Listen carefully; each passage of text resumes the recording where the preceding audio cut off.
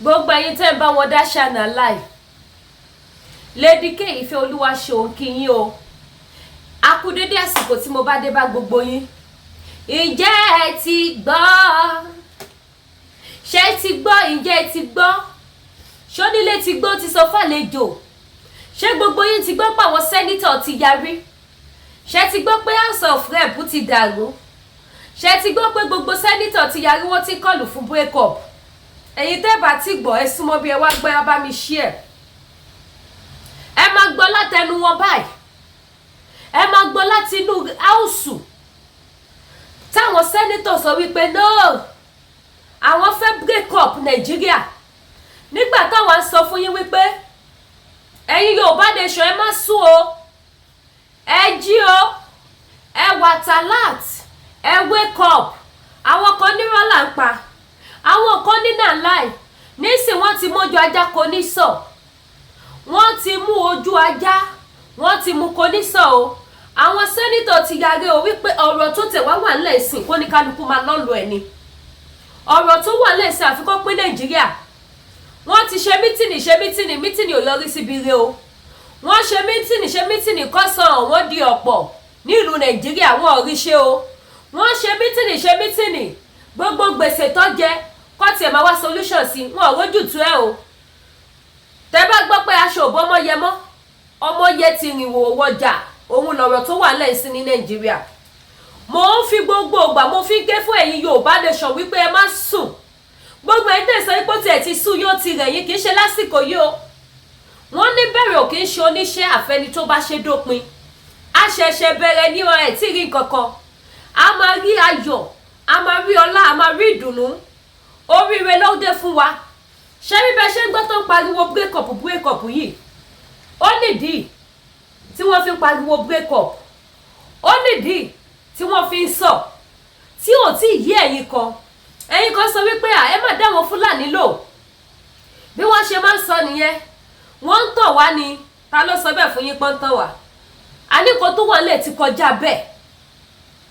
Ẹ̀yin ìyá mi ẹ̀yin bàbá mi ẹ̀ ní dààmú ẹ bá mi share ètò yìí. Màá play video evidence fún yín. Ẹ máa gbọ́ bí àwọn sẹ́nítọ̀ bí wọ́n ṣe ń sọ. Tí Channel News dẹ̀ gbé wípé sẹ́kọ́ ní kálukú máa kó máa lọ nílùú ẹ̀ àti call for breakup. Because Fúlàní làwọn ò ní gbà. Haúsá làwọn ò ní gbà. Yorùbá náà sọ pé àwọn ò ní gbà. Kò sẹ́ni tó fẹ́ come down fún èèyàn kankan mọ́ nínú ilé. Tí bá sọ pé nínú ilé yẹn nílé ńlá náà. Kò sí ẹni tó fẹ́ gbà fúnra wọn mọ́ báyìí. Nǹkan ti bàjẹ́ kọjá bẹ́ẹ̀. Wọ́n ti ń tú di ara wọn síta. Wọ́n ti ń wọ̀dí ara wọn síta. Dìmọ́ tó dẹ̀ ń wọ̀dí. Dìmọ́ tí wọ́n ń ṣẹlẹ́yà. Dìmọ́ dẹ̀ ṣẹlàyé. Dìmọ́ dẹ̀ ṣẹlẹ́yà. Dìmọ́ things get worst. Dìmọ́ tí nǹkan get worst. Dìmọ́ tó ń ṣe àlàyé. Dìmọ́ tó ń ṣe ẹlẹ́yà. Tí nǹkan dẹ̀ ń bàjẹ́ tó ń worst sí. So this time around, tẹ́ bá gbọ́ no gree for anybody. Àwọn sẹ́nítọ̀ ti fárígá. Wọ́n ní breakup làwọn fẹ́ fún Nàìjíríà. Eléyìí ti kúrò lọ́rọ̀ agitator Yorùbá nation. Eléyìí ti kúrò wípé Yorùbá àti Biafra nìkan lọ́ làwọn fẹ́ dá dúró. Àwọn ò ṣe mọ́ pẹ̀lú wọn Nàìjíríà. Eléyìí ti di gbàs, ó ti di gbogbo ẹ̀. Ẹ̀yin Yorùbá ìjẹ́ ti ṣe tán. Ẹ̀yin Yorùbá ṣe ti wà prepare. Ẹ bá mi gbójú ayọ̀ sókè. Ẹ bá mi fi orin ayọ̀ orin ìdùnnú. Ẹ bá mi fi dúpẹ́ lọ́wọ́ Ọlọ́run. Ẹ bá mi gbé fídíò ìwọlé pẹ̀lú orin ayọ̀. The video sweets me when I see the video. When I saw the video, I feel like dancing. I won't lie to you. Ó ṣe mí bí kí n máa jẹ́ tẹ́ bá gbọ́ àmọ́ gbé mi nínú àmọ́ tì mí gọ́gọ́ bí ẹni mutí. Òun lọ́wọ́ fídíò ẹja àjọgbọ́n náà ká tó wá sọ̀rọ̀. I'm speaking to you, it seems that the agitator has gotten into the Senate. The agitation is no longer only on the street, it's no longer now by the miscreant, but it has gotten to the Senate. And I can tell you that Senate are now proposing the division of that very Nigeria, the breakup of Nigeria. Somebody in Senate moved that motion of a breakup on the Senate, but they are trying to play it down and trying to deny the fact that somebody moved the motion. Yeah. In the House of Assembly, somebody raised a motion for the breakup of Nigeria. But surprisingly, they pretend as if they didn't hear it, and somebody called their attention and they keep on denying it. I want you to watch the video and see how far Nigeria have deteriorated. When we are saying that Nigeria is going to break up very soon, people think it's a joke. The agitation is no longer in the street. It has got into the House of Assembly. Let us watch. I don't know who moved a motion yesterday on the floor asking for division. There wasn't any motion taken like that. There wasn't. There wasn't. I said there wasn't any motion on that, and I insist there wasn't any motion like that. No. Please. You know,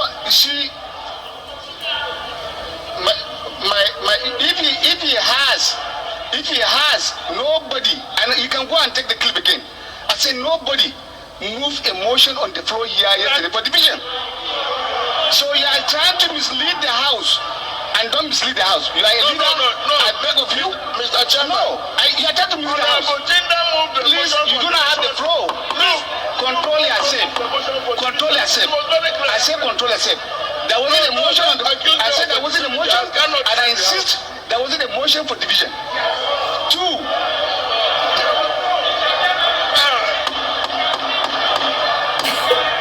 I don't want you to repeat it again because that wasn't the position. He is saying that, Boma, I want you to be guided. We have our roots here. You do not have that power. I'm guiding you.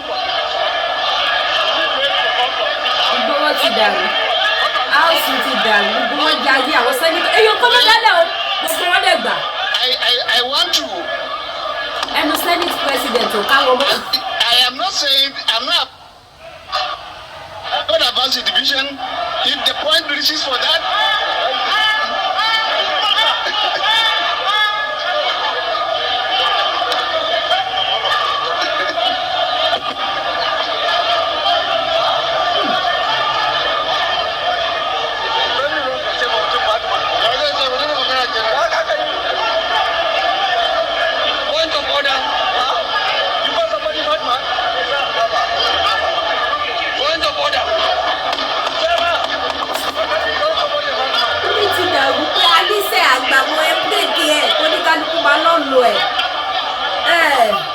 oníkálukú kángárẹ̀ kó máa lọ àgbàmọ́ ayé yóò ní tó èdè yóò ní yé láyé ẹ túbọ̀ dàrú.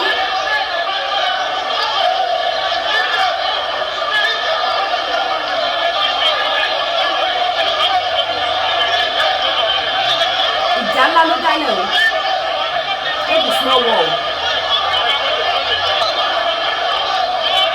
aláṣẹmọṣẹ ẹ pé ìlú ìwé ẹ pé ní ìjà gidi.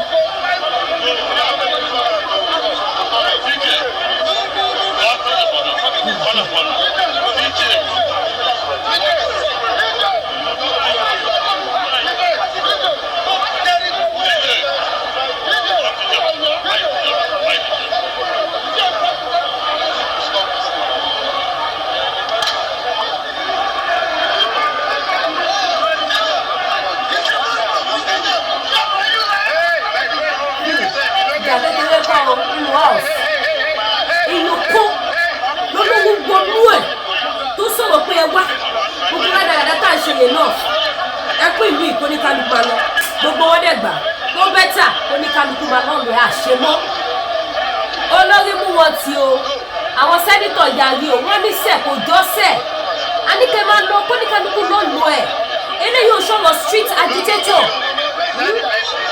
kì í sọ̀rọ̀ street ọ̀rọ̀ yìí náà ni mutafẹ́ nìyẹn ṣẹ́tìrì wọ́n dá wọn lẹ́kọ̀ọ́ tí wọ́n ní láíláí sẹ́ àwọn òṣè mọ́ mi kò sọ̀rọ̀ Fúlàní ó jarí nínú mítìnì bẹ́ẹ̀ Haúsá jarí Yorùbá jarí ní kòyà gbogbo àwọn tó wà ní house ó jarí pé enough is enough àwọn tó dé lórí wọn bẹ́ẹ̀ wọn ò mú wọn dálẹ̀ kù ẹ ṣe sùúrù breakup kan wọ́n ní níbo breakup lọ́wọ́ tó wà rẹ̀ ìyàwó yẹn ìjà ńlá gidi Ọlọ́run tóbi lọ́ba bó ṣe máa tàn kárí ayé nìyẹn tó máa fi dé gidi ó sọ fún mi pé tí Ọlọ́run bá dé nobody can stop it.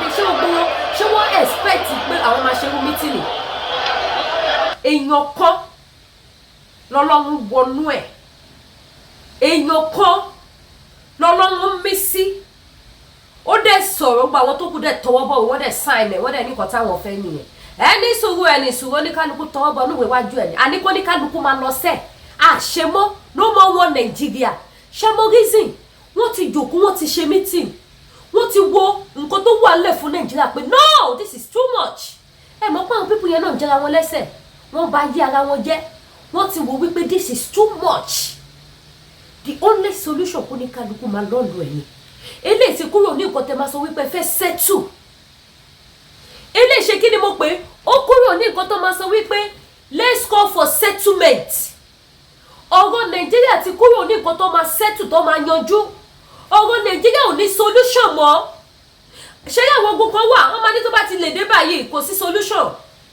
àwọn ẹ̀ṣẹ̀ kan wọ́n máa ní ikú lèrè ẹ̀ṣẹ̀ yẹn òun lọ̀rọ̀ Nàìjíríà àfi kí Nàìjíríà kú àfi kí Nàìjíríà kú ṣé àwọn ò ti máa sọ ẹwọ́ gbogbo gbà táwa ti pariwo tá n call for break up kí ni wọ́n sọ fún àwọn ní kò lè work wọ́n ní láíláí kò jọ wọ́n lájọ máa rìn mẹ́wọ̀n Nàìjíríà ni now look at it today ẹ wo lọ́jọ́ tòní kí ni outcome àwọn náà wá padà rí sí pé nǹkan ti ṣẹlẹ̀ mo sọ fún yín láti bíjọ́ mélòó sẹ́yìn mo ní ló ti ń ṣẹlẹ̀ tá lè bá yín gbé síta ṣe ti gbọ́ outcome meeting tó lọ ṣe bàbá Ọbásanjọ́ àti Goodluck àti Buhari tí Tinubu sọmọ ṣe ti gbọ́ outcome meeting yìí ò dẹrùn ó ti ní kí EFCC lọ gbọ́ Ọbásanjọ́ bàbá Ọbásanjọ́ wàhálà ìmọ̀lẹ́rìn ẹ jọ gbogbo ẹ̀yin fáǹsì mi ṣe kí tó ti bá ti wá ṣe ṣó ti bá ti rẹ́rìn ẹ bá mi gbà bẹ́ẹ̀ inú mi dùn ní pé ọ̀rọ̀ yẹn padà já sópẹ́ àṣẹ lásán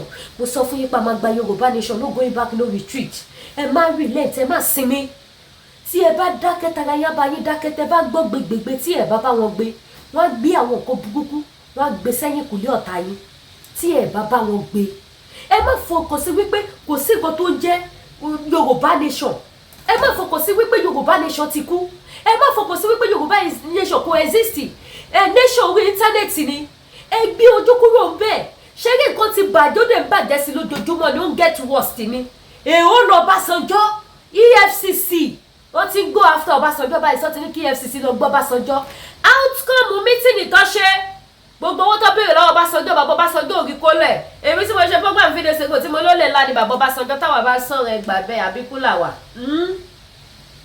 Olódùmarè ló rọ̀ wáṣẹ́ mo ní èlò ti ṣẹlẹ̀ bàbá Ọbásanjọ́ náà kówó jẹ àwọn kò ṣe camouflage tá a máa fi sọ wípé wọ́n gbìyànjú ni owó tí wọ́n ní wọ́n fẹ́ fi ṣe iná owó tí wọ́n ní wọ́n fẹ́ fi ṣe iná where is the money today àwọn àti Goodluck àwọn àti kí ló lóun jẹ́ Àtíkù where is the money ẹ wá wo Goodluck náà sí ọ ti pọ̀ òun náà lẹ́jọ́ àmọ́ bàbá Ọbásanjọ́ lọ́wọ́ kọ́ ní kí EFCC lọ gbé báyìí ó ti wà lórí news o ó ti wà ní orí news pé kí EFCC lọ gbé bàbá Ọbásanjọ́ kówó jẹ à ń sọ fún yín kó ti pẹ́ tó ti ń ba Nàìjíríà jẹ Nàìjíríà ò lè wọ́ọ̀kì mọ́ ṣe wá rí bó ṣe ń ṣe mítìn lójoojúmọ́ bẹ́ẹ̀ náà kówó jẹ sí o ojúmọ́ kan olè ńlá kan ni nílùú Nàìjíríà ẹ bá wò pé àwọn tí ń ṣe mítìn bẹ́ẹ̀ ti máa wà ókè wọ́n ti sọ́mọ̀ àwọn tó yẹ kó sọ́mọ̀ wọ́n ti arrest àwọn tó yẹ kó arrest bàbá ńlá rọ àtijọ́ tó ti arrest wọn Yaya Bello owó tó gbà lọ́wọ́ ẹ̀dà Emefiele owó tó gbà lọ́wọ́ ẹ̀dà ex-governor Ọ̀ṣínbàjò owó tó gbà lọ́wọ́ àbúrò ẹ̀ òun dà àtàwọn bẹ́ẹ̀ tí wọ́n ti mú tí wọ́n ti gbowó lọ́wọ́ òun dà ṣé àwọn tó wá ẹ̀ṣẹ̀ fẹ́ mú nísìn àwọn tí wọ́n ti sọ́mọ̀ sí tó ti ní kí EFCC lọ gbé wọn sìn ṣé tó bá wá gbowó lọ́wọ́ wọn ṣọ́ máa fi tún ayé ṣe máa rí owó yẹn ẹ lè rí ló dífá fún wípé kò lè dá mọ́ òun ni gbogbo àwọn sẹ́nítọ̀ yẹn rò papọ̀ tí gbogbo wọn fi call for break up ẹgbọ́n táwọn sẹ́nítọ̀ sọ wípé eléyìí ti kúrò lọ́rọ̀ street tẹ́bá lọ́wọ́ pé wọ́n ṣe protest mọ́ everything ti die down you are deceiving what you are deceiving yourself kò sí kankan tó die down a lot is still ṣẹlẹ̀ nínú ilé a lot is happening inside mẹ́wàá ń ṣẹlẹ̀ láàrin àwọn olóṣèlú Nàìjíríà aago ògo kan aago rẹ̀ dìyẹ yóò bẹ́ẹ̀ jí ẹ má sùn ṣé ibi tọ́rọ̀ dé dúró yìí ó yẹ ká mo bá ṣe máa bẹ̀rẹ̀ sí ní plan wípé tó bá di gbàs lẹ́nìí káwa kan gbòs kó bá wa lákọ kó má bá wa lódìdí kó má bá wa lábọ̀ kó bá wa lódìdí that is what we supposed to be doing now Nàìjíríà ti pín. Nàìjíríà ti pín. Ṣé rí gbogbo tẹ́ ṣe sọ pé I'm from one Nigeria, I fight for one Nigeria, I stand for one Nigeria, I stand for one Nigeria nínú afẹ́fẹ́. Nàìjíríà ti kúrò ní àárín àwọn alààyè orílẹ̀-èdè. Gbádùn mi, ẹ bá mi pín ètò. Nàìjíríà ti kúrò láàárín àwọn alààyè orílẹ̀-èdè. Nàìjíríà ti di òkú, ó ti wà nínú afẹ́fẹ́. Ìlú yẹn ti bàjẹ́ jìnnà. Tinubu tó ń sọ́nà tó ń pe gbogbo wọn gan pàápàá. Ó máa tọwọ́ bọ ìdí ẹ̀ kọjá bó ṣe lérò. Ó máa sọ́mọ̀ wọn gan EFCC máa gbé. Gbọ́ bí àwọn EFCC ṣe máa lọ fún àwọn èèyàn ní Nàìjíríà sí ẹ lọ́dẹ o tó bá ti ṣẹlẹ̀ má sọ fún yín wípé ṣé mi ò sọ fún yín.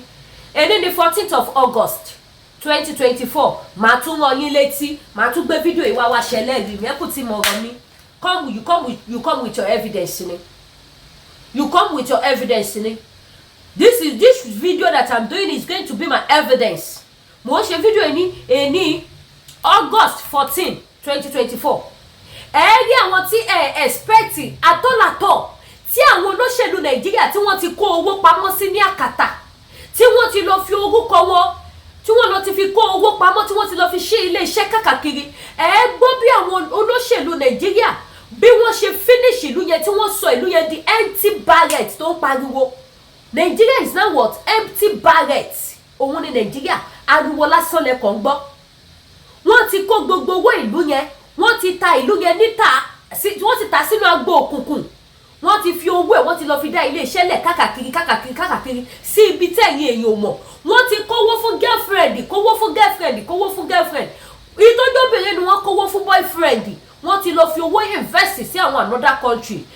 Gbọ́ bí EFCC ṣe máa lọ fún gbogbo wọn. Àgbábọ̀ EFCC òfò ọjọ́ kejì ọjà ló máa bá dé, kò lè mú result gidi kankan wá fún yín ju pé ẹ máa fi etí gbọ́ ẹ ní fi ojú rí. Ẹ máa fi etí gbọ́ ẹ ní fi ojú rí. Ẹ wo bí wọ́n ṣe dànù House of Assembly rú.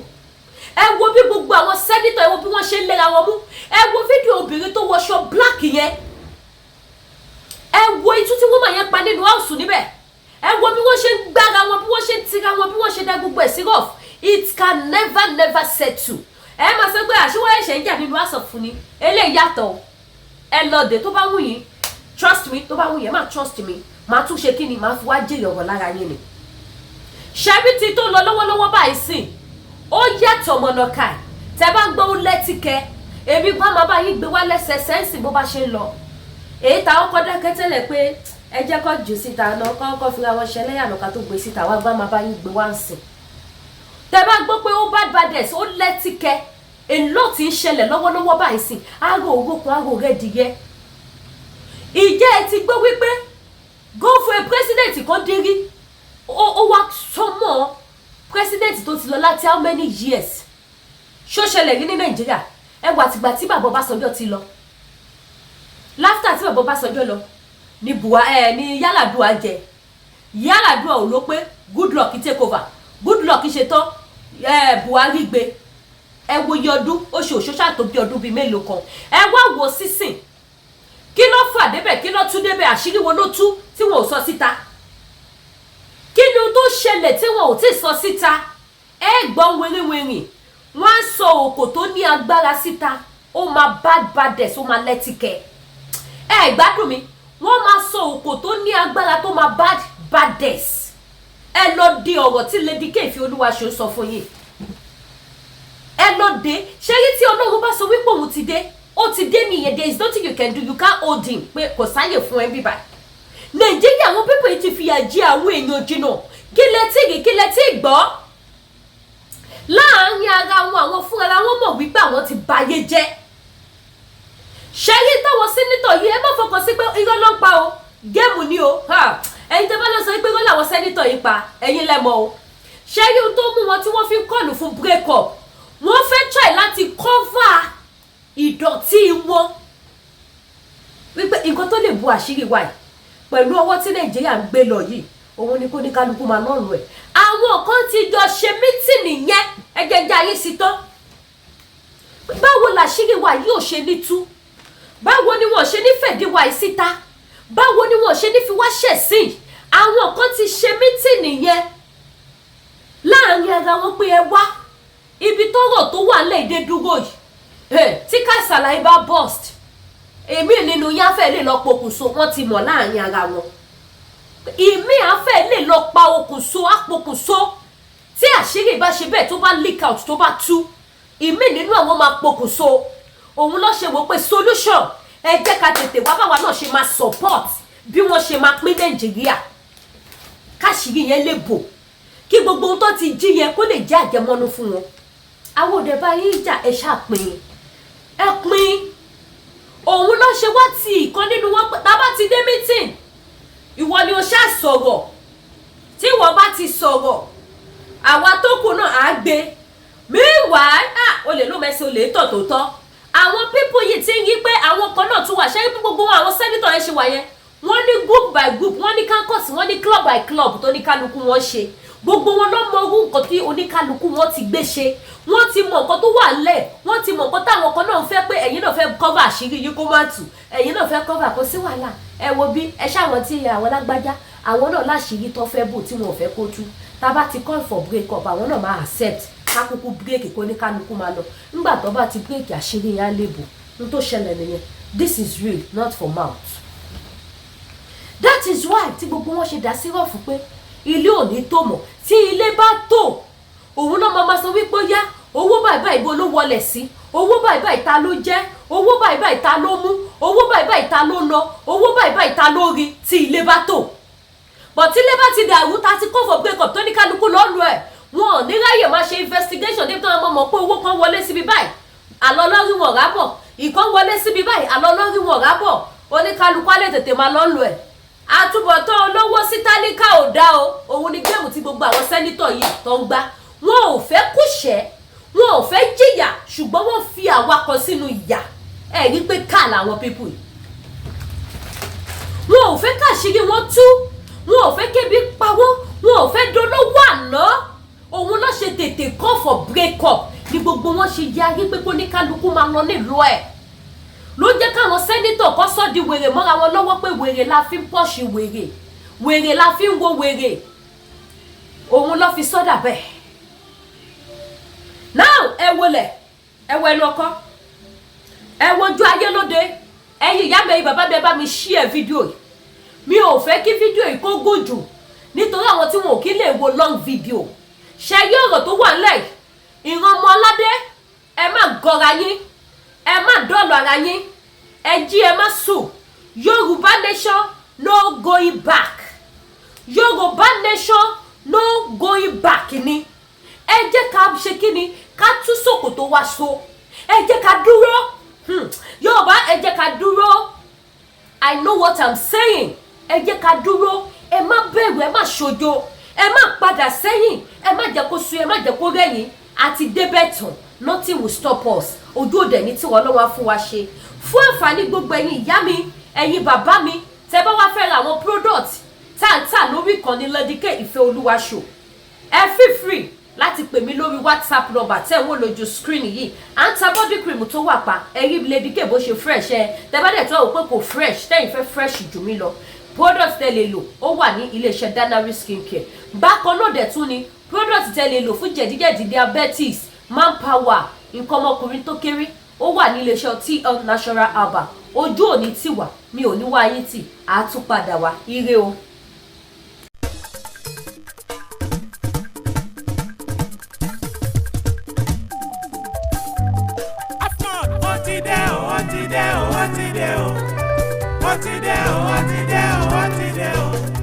Ilé ìtajà ìgbàlódé wa ó ti dé o.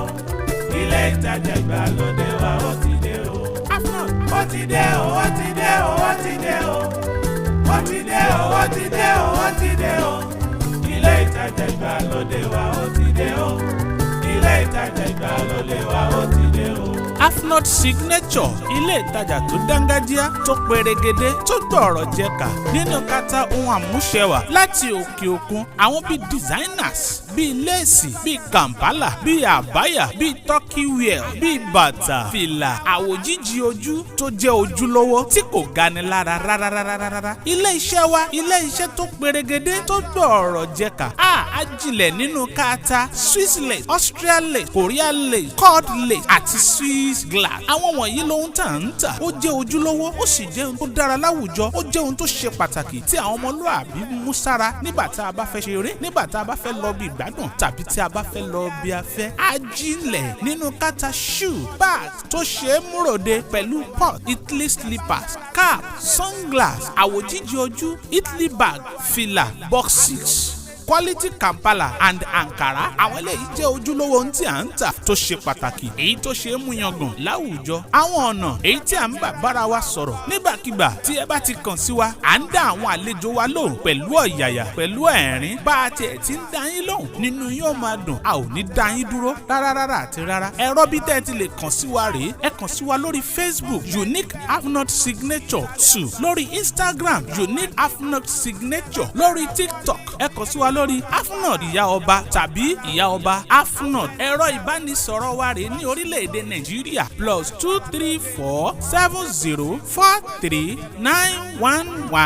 +2347043911361 ti Japan rèé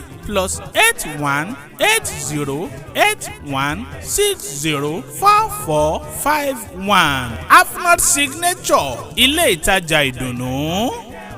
Alflux Signature is a modern business boutique where we sell quality and affordable international bags, lace, Kampala, abaya, turkey wear, shoe, Kampala and sunglasses. We specialize on designer Swiss lace, Austrian lace, Korean lace, cord lace, Swiss gele. We also sell beautiful shoes and bags for ladies, purse and Italian slippers, cap and sunglasses, cap, Italian bag and boxes. Quality Kampala and Ankara. This is what we sell in Afnot Signature. We care for your good outfit. We love you to look beauty and look fine. Contact us on Facebook, Unique Afnot Signature 2. On Instagram, Unique Afnot Signature. On TikTok, Afnot Iyaoba or Iyaoba Afnot. Our phone number in Nigeria is +2347043911361. Our Japan contact